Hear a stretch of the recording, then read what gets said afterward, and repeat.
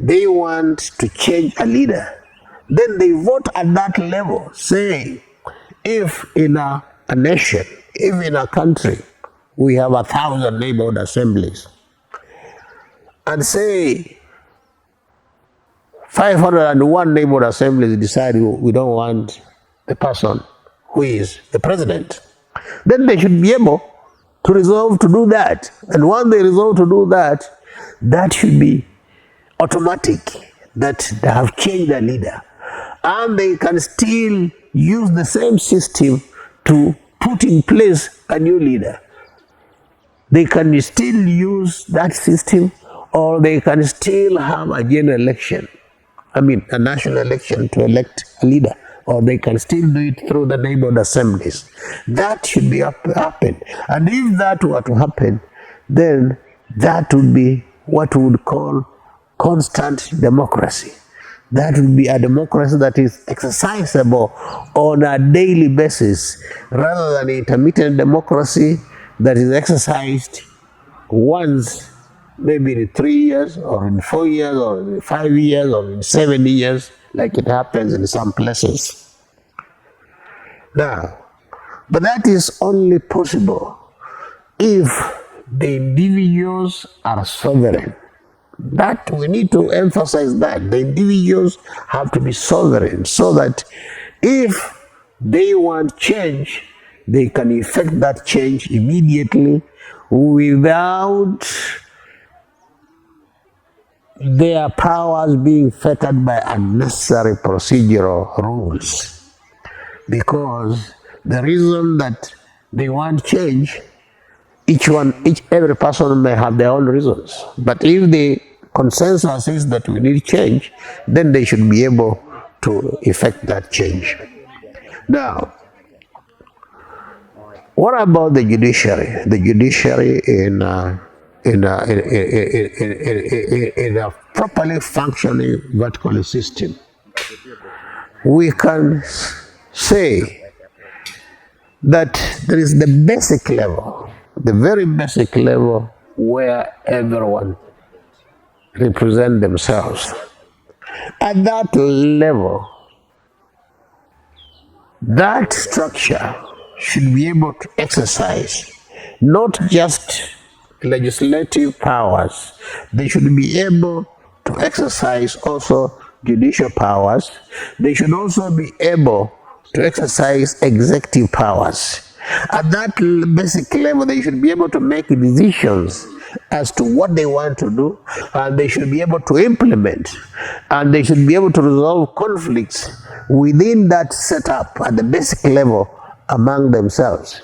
And that is what will enhance the efficiency of the system. At higher levels, then you need specialized people.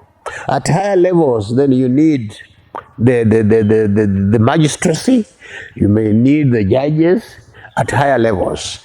But below that, at the basic level, those people are completely unnecessary, because everyone can make the decision of what is right and what is wrong. And if someone is dissatisfied, then they can appeal. They can go to higher level to appeal the decision of the basic unit. But there should be a level at which everyone can, in an organized sense, exercise executive power, exercise judicial power, and exercise legislative power to implement whatever the decisions they have arrived at on their own. At that level, it will then be up to them to decide what form of taxation can we have at a local level, so that we are able to implement. But then, of course, there should be resources also coming from the top, because foreign affairs, international relations, international trade can only be managed at the higher levels. And because at that higher national level, that's where resources are collected internationally. It is at that level that the resources must be distributed to the neighborhood assemblies and the levels that are in between. What would that mean? What that would mean is that there is a logic that is flowing through the system.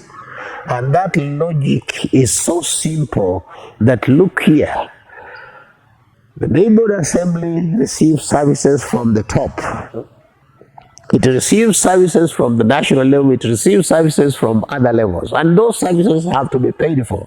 Therefore, the neighborhood assembly, whatever taxes it collects from its members, a certain percentage must flow upwards. And at the same time, because the national government is the one that is dealing with international trade, is the one that is dealing with the certain resources. Therefore, whatever resources it has to enable those resources to flow to the lower levels. That is how a functional vertical state would actually work. Unlike the horizontal system, where you have helpless people at the bottom, where you have people who have no executive powers at the bottom, where you have people who have no legislative powers at the bottom, where you have people who have no judicial powers at the bottom, and those are the majority. Disempowering the majority and empowering a minority, those are the hallmarks of the horizontal system. And that needs to change. We are not saying that the majority should exploit the minority. We are not saying that the majority should oppress the minority. No, we are saying that there should be equality. There should be equality in the sense that everyone has access to resources. Everyone is paying taxes to the basic unit, and there are certain taxes which are also being paid to the higher units, and therefore, for the sake of development, because there will be need, for example, infrastructure between one neighborhood assembly and another one. There will be infrastructure between middle level assemblies and another middle level assembly, and that can only be managed if resources are percolating through the system, if resources are flowing through the system, and they are flowing smoothly and in a fair manner, such that in practice, what does this mean? What this means is that if you have a state, call it Z, state Z, and it has a certain number of acreage, those resources should be distributed equally to the citizens of that country who are adults. And once it has been distributed equally, both men and women, everyone has equal access to that land, then now it is the responsibility of the state to regulate the use of that land, so that if one is allocated, for example, forest land, is the responsibility of the state to ensure that the land that is allocated as forest land is used for that purpose, for forest, nothing else. It is the responsibility of the state to ensure that if one is allocated land that is meant for wildlife conservation, it is actually applied for that purpose and not any other. It is the responsibility of the state to ensure that if one is allocated land that is meant for roads, it is actually used for that purpose, and one earns a livelihood by allowing the land entrusted to them to be used for the intended purpose. Saying that if one is allocated forest land, one can live on forest products, because there are many forest products. There is harvesting of timber, which is ready for harvesting. There is harvesting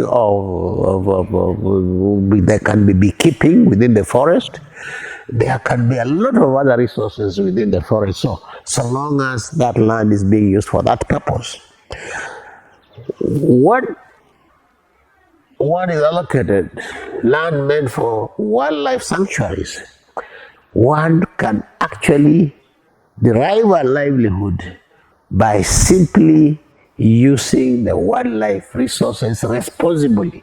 And it is the responsibility of the state to ensure that that land is being used as a wildlife sanctuary and it is being used responsibly and sustainably.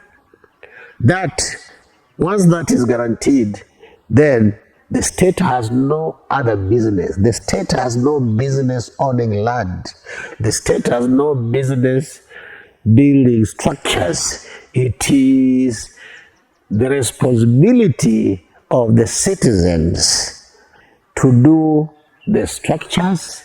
It is the responsibility of the citizens to do the infrastructure, so long as they have been given the resources that will enable them to do that. So long as they have been given resources, access to the land resources, they'll be able to do that. There'll be those who would love to do that. There'll be those who would love to do something different, because we have said that in the verticalist system, because slavery has been abolished, because the labor market has been abolished, people are relating in partnership, and therefore they are able to do whatever they love doing within the law, within the regulations that have been laid down within that system. And that is very, very important, because then all the bottled up energies are unleashed. People are free to operate optimally, because then they are not compelled to sell their labor. They are not compelled to live like tenants. They are not compelled to live like squatters. They are not compelled to live an endless life. They have access to those resources, and from there they can then now do what they love in order to increase production. And production would multiply many, many times over, because of the unleashing of the energies of everybody. Because one, what is the reason for neighborhood assembly? The reason is that at that level, both adults and those who are younger can meet.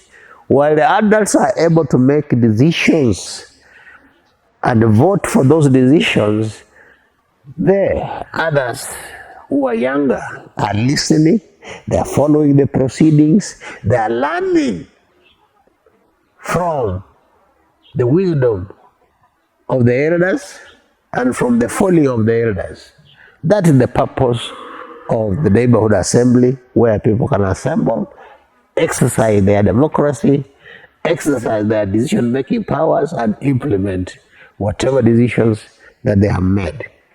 In that way, then, it would be possible to say that after a certain age, people can now be in a position to choose what they want to pursue in schooling.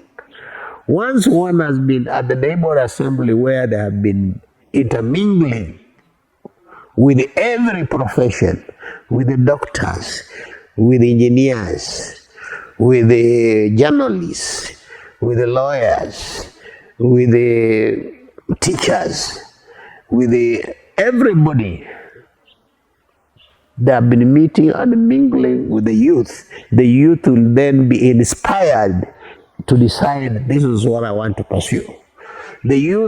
One youth may decide he wants to pursue something completely new, something that is not even represented in that neighborhood assembly. That would be his inspiration. And from there, once he has chosen that, now schooling can now make sense. Because it doesn't make sense taking anyone to school who has not decided what they want to become, what they want to do in life, what they feel inspired to do.